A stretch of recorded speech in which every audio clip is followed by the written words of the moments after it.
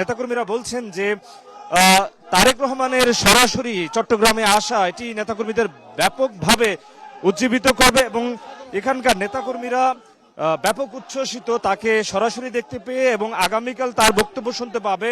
নেতাকর্মীরা চট্টগ্রামে, আপনি জানেন যে চট্টগ্রাম মহানগর এবং চট্টগ্রাম জেলা মিলিয়ে 16টি সংসদীয় আসন এবং এইখানে বিএনপির একটি ভালো অবস্থান রয়েছে। সেই জায়গা থেকে কিন্তু চট্টগ্রাম অত্যন্ত গুরুত্বপূর্ণ এবং তারেক রহমানের এই সফর নির্বাচনে একটা ব্যাপক ফল বয়ে আনতে পারে এবং নির্বাচনে বিএনপির পক্ষে একটি ভালো ফলাফল নিয়ে আসবে বলে বিএনপি নেতাকর্মীরা প্রত্যাশা করছেন এবং তিনি বিভিন্ন জায়গায় যে প্রতিশ্রুতি দিচ্ছেন, হেলথ কার্ড, কৃষি কার্ড, ফ্যামিলি কার্ড সহ তার যে নির্বাচনী প্রতিশ্রুতি, সেই নির্বাচনী প্রতিশ্রুতিতে নেতাকর্মীরা আশ্বস্ত হচ্ছেন আগামী যে 12ই ফেব্রুয়ারি নির্বাচন, সেই নির্বাচনে বিএনপির একটা বিজয় এবং ব্যাপক বিজয় তারা ছিনিয়ে আনবে বলে তারা মনে করছেন।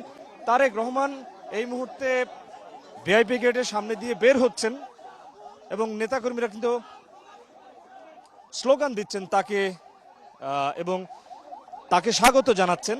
বিমানবন্দরের বাইরেও কিন্তু হাজারো নেতাকর্মী অপেক্ষা করছেন।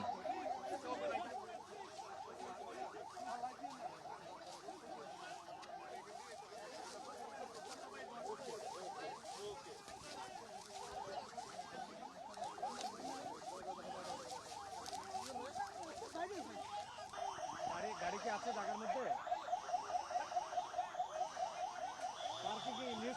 গাড়িটাই রাখা আছে, ওই জায়গায় রাখছিলেন না? গাড়িটা সামনে তুলেন। তারেক রহমানের লাল বাস থেকে দেখতে পাচ্ছেন? কোন জায়গায় আছেন? একেবারে পার্কিং এ চলে গেছে।